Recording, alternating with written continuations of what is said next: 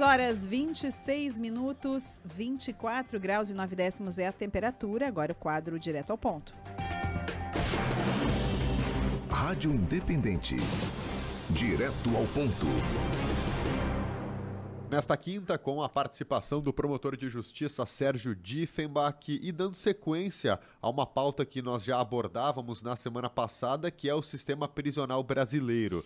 Nesta semana saiu uma notícia que fala a respeito do custo de cada preso no Brasil, que gira em torno de R$ 1.800 por mês. Mas essa é a média. A diferença entre unidades da federação chega a 340%. Tanto é que em lugares como Pernambuco, o custo é de R$ 955 por preso, enquanto no Tocantins esse valor chega a R$ 4.200.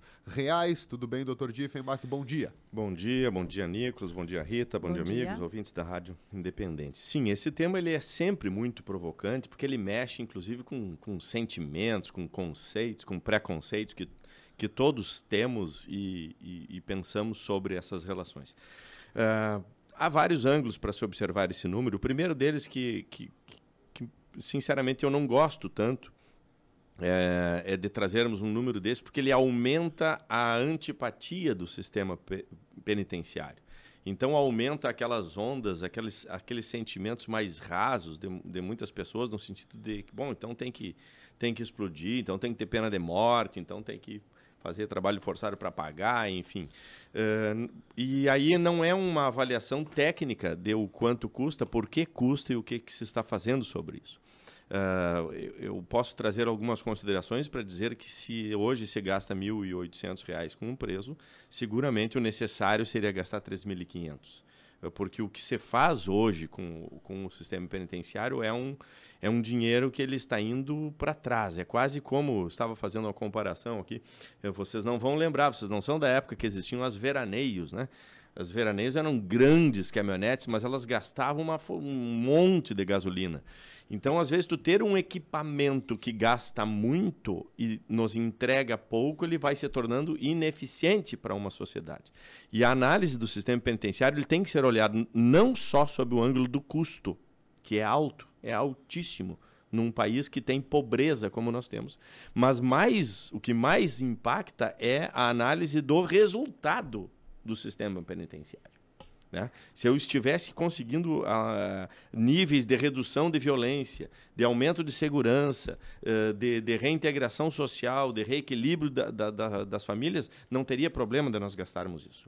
O problema é gastarmos esse valor e termos um resultado muito pouco eficiente para o que se quer. É nós termos a constatação de que quase todos os que passam por dentro do sistema penitenciário voltam com uma grande chance de retornar.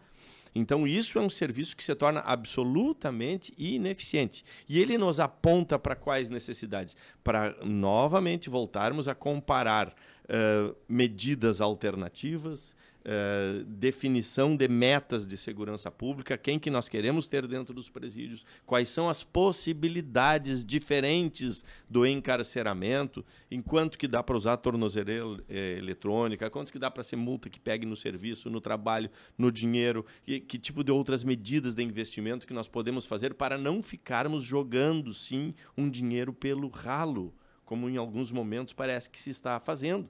O nosso sistema ele está completamente, e olha, eu digo para vocês, e quem trabalha dentro disso, ele está adoecido. Então é um dinheiro que se gasta porque ele é necessário gastar quase que para piorar um sistema. Tanto que muitos especialistas em segurança pública dizem que hoje um dos grandes fatores de insegurança é o próprio sistema penitenciário. É o sistema penal. E isso nos remete a ter que olhar esse sistema todo. E na semana passada falávamos sobre a capacidade completamente esgotada. Então, voltando ao exemplo da veraneio, eu tenho uma veraneio, mas eu preciso transportar 50 pessoas naquela veraneio e eu não tenho dinheiro para botar a gasolina da veraneio e ela gasta muito. Talvez seja necessário nós comprarmos pequenos carros populares ou andarmos menos. E isso você fala em prevenção. Vocês estão aqui atrás do nosso vidro, é o secretário de Cultura e Desenvolvimento de Lajeado. Às vezes esses investimentos mexem em situações como a qual eu estava 10 minutos antes de sair daqui, analisando como fazermos para meninos de 15 anos não fumarem maconha antes de iniciar uma aula às 8 da manhã. E nós temos isso aqui em Lajeado. Nós conhecemos as escolas. Aqueles meninos estão lá, eles estão indo para dentro da escola, só que fumam um baseado antes, porque têm uma vida caótica, um desastre de vida. Então, ali, R$ 1.800 fariam chover para cima. Um professor de educação física no turno oposto, um programa para adolescentes, e eu desafio vocês a perguntarem, não só o secretário que vem aqui, que traz ótimas notícias, mas programas permanentes para adolescentes, depois da idade do PIA. É campeonato PIA, né? Que temos, sim, que é muito bonito, mas ele vai até os 12. Eu quero saber o que nós fazemos com os nossos adolescentes dos 12 aos 18, que é onde eles mais desejos têm, quanto eles mais inquietos são, quanto mais irritados estão, quanto mais revoltados são, o que é que nós fazemos com eles no turno oposto. E isso, R$ 1.800, às vezes faz uma diferença e evita eu ter um pequeno traficante guardado dentro do presídio, que é a metade do que nós temos hoje da população carcerária, são com pequenos traficantes frustrados na vida que não conseguiram saber o que eles querem disso, porque tiveram uma mãe que fala palavrão do início ao fim, tem a mãe que acha que ele tinha que ter morrido no nascimento, tem o pai que bateu, tem um desastre de vida e cai naquele sistema que é caro para nós e que nós não podemos ficar pagando dessa forma. Então são reflexões que vão muito além de um número. Essas reflexões elas precisam ser maiores. E a gente pode pesquisar um monte de coisa. Quando custa um aluno? Quanto custa um aluno da rede privada? Quanto custa um aluno da rede municipal, da rede estadual? Quanto custam esses outros investimentos que são sociais, que precisam gerar equilíbrio social para termos mais tranquilidade e orgulho de viver nesse país?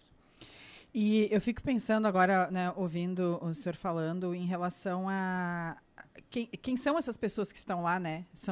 Não são só números, né? A gente acaba falando em números porque é um número elevado, mas assim, são histórias, são pessoas, essas pessoas têm famílias, e como elas chegaram até lá, né? É justamente por talvez não terem passado por algum tipo de programa, por algum tipo de apoio, e aí é que acho que entra a história do repensar o que fazer, o que podemos fazer para que não cheguem até lá. Rita, anteontem eu conversei com uma presa que saiu do presídio. Ela esteve 70 dias dentro do presídio, por uma prisão provisória, por tráfico juntamente com o marido. As mulheres do tráfico já renderiam um debate à parte, porque muitas vezes entram no tráfico por conta do marido e entram junto, terminam gerenciando, assim como se gerencia um bolicho da esquina ou qualquer outro negócio. E esta mulher saiu da prisão agora, está aguardando o julgamento. Elas têm uma situação de completa depressão e incapacidade porque ela tem ao redor dela 7 crianças. 2 adolescentes que já são pais. Então ela tem 5 filhos, uma norinha e um neto que estão ali ao entorno dela. Alguns aguardando o turno integral na creche, outros para cá. E foi muito interessante porque eu perguntei o que fazem durante o dia quando não estão na escola, porque 3 têm dificuldades, etc. Aguardam a pai. Nada. Estão na sombra. Estão na sombra. E ela estava tão alterada que ela disse, não está conseguindo comprar a erva do chimarrão mais, de tanto chimarrão que tomam.